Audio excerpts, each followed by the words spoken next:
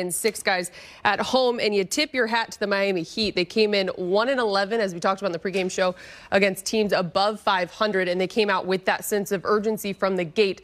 Now, the Lakers did have a couple chances down the stretch to take the lead, maybe win the game. That did not happen. Let's look at the final possession here, as this is how this one ended. With less than 8 seconds to go, if we can get to the video. Here we are. There's a steal. Big game. Alex Caruso gets it to LBJ. I thought they did a great job of hustling to get the steal. And LeBron looked like he was ready to go into his shot right there. There's the steal. Good deflection by LeBron. And right here, you see Butler looks like he's going to double team. Caruso did pop to the open spot, so they did get a look. A lot of people probably, wanted LeBron to try something, but I think he did what was right. He saw Butler coming to double team him with time running down. Saw Caruso. That's a good shot. He's open. Unfortunately, it didn't go down. Looked like he was a little bit rushed, but nevertheless, game over. 2 teams. We talked about Miami missing Butler for 7 games, for several games under the protocol, and them just trying to get back, into rhythm.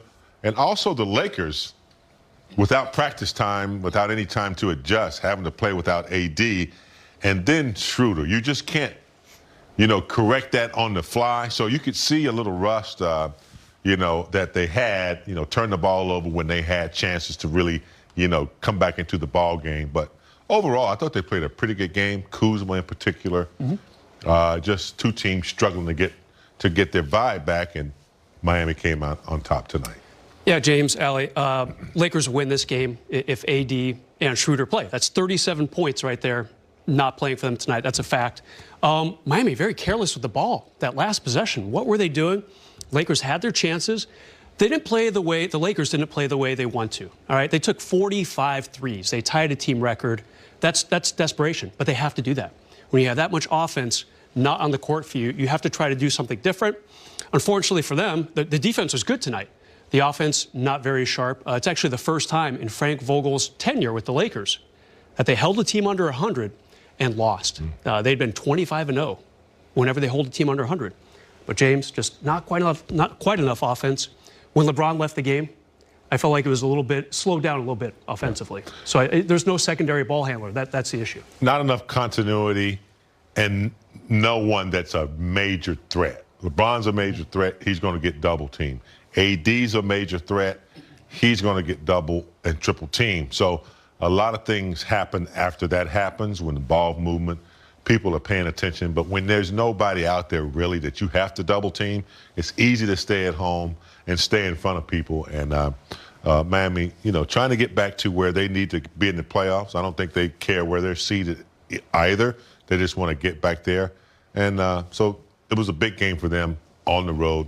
Lakers played well, and they're starting to play a little better without AD, but without Schroeder, they're going to have a little bit more work on how they can be consistent. Brez, you mentioned 39 points combined between AD and Schroeder. They shoot 39% tonight as a team, which is the worst on the season. And guys, normally the story that we've been talking about over the last dozen games or so is the 3-ball. Tonight, that wasn't the problem. They were plus 15 on the Miami Heat. What did become the problem, and you can look at it on both ends of the floor, the battle on the boards, guys, 49-43 and 52-38 inside. And that's not just Anthony Davis protecting the rim when it comes to the defensive end of the floor. James, you said it against the Brooklyn Nets. Without Dennis Schroeder, one of your best defenders on the perimeter, you're losing a lot. Yeah, you're getting guys that are getting like that cut right there. They're getting into the paint very easily, whether it's off the dribble or whether it's a over-the-top lob to Bam right there. They just haven't figured out how to defend in the paint. So they're going to really have it's going to be a lot of pressure. I talked about it's going to be a lot of pressure on the guards, West and Caruso, and keeping guys from having that direct blow-by. It's hard to guard that. So it's work in progress for them without 2 major players. Yeah, you got to like what Kuz did tonight. Not real efficient, but still getting in that scoring column. Montrezl Harrell, again, what we expect from him. He did it tonight, just really a bully around that basket. The problem for the Lakers is the big picture, their offense. They got 98 against Brooklyn the other night. That's not a strong defensive team. They got 94 tonight. Miami's okay. I believe they're 11th in defensive rating. But, you can't be going under 100 all these games.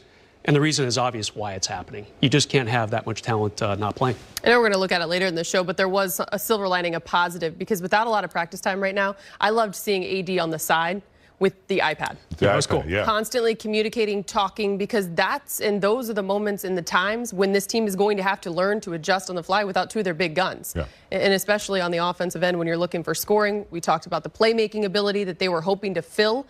Frank talked about it in the pregame.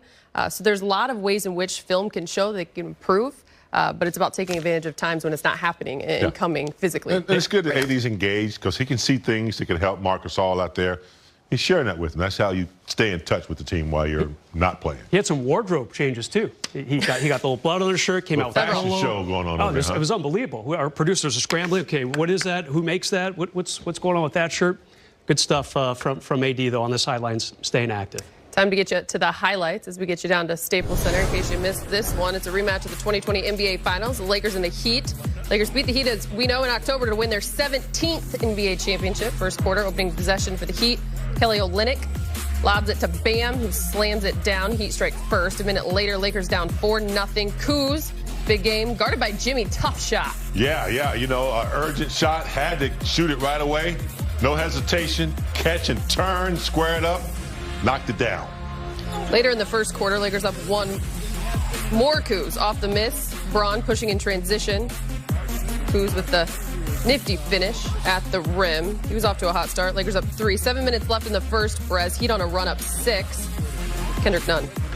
Yeah, Kendrick, interesting player on the all-rookie team last year, kind of forgotten in their playoff drive. He can light it up, though, that's for sure. Jimmy there for the putback slam. Heat up 9. Less than a minute later, Marcus Saul finding Kuz again. Gets the triple. He had 11 first quarter points. AD, we talked about it, coaching from the sideline. Kuz gets blood on his shirt. Trez notices it, separates him. You know he's going to get a new shirt. 1, maybe 2. Stick with us. Yeah, he comes back with this wardrobe. He's like, I don't like this. So we'll see a different change up later. Is that a medium? Good old-fashioned polo. Later in the first, Lakers down 5. Trez gets to the rim. 2 minutes left in the first. Heat up 9. Kendrick Nunn still hot. Yeah, in transition, you had to find Nunn. He got hot early, an unorthodox lefty that can score at will when he's hot. He had 15 in the first quarter and a minute left. He continued to run up the score, up 12. Iguodala with the 3. Second quarter we go. Lakers down 13. Trez dumps it off to LBJ. He has a 3 of his own there. Lakers still down 10. Later in the second, more LeBron, Brez. Yeah, I mean, this guy just so many minutes piling up. Odds stacked against him. Doesn't really matter. Just blows through. It seems like the entire Miami roster here. 1, 2, 3 guys. Nice hang time for a 36-year-old.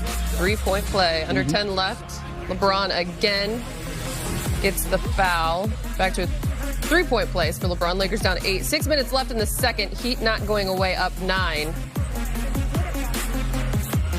Achua. Patience. Under 4. Precious. To go. Wes Matthew gets it to KCP. Those were his first points of the night. Then Trey.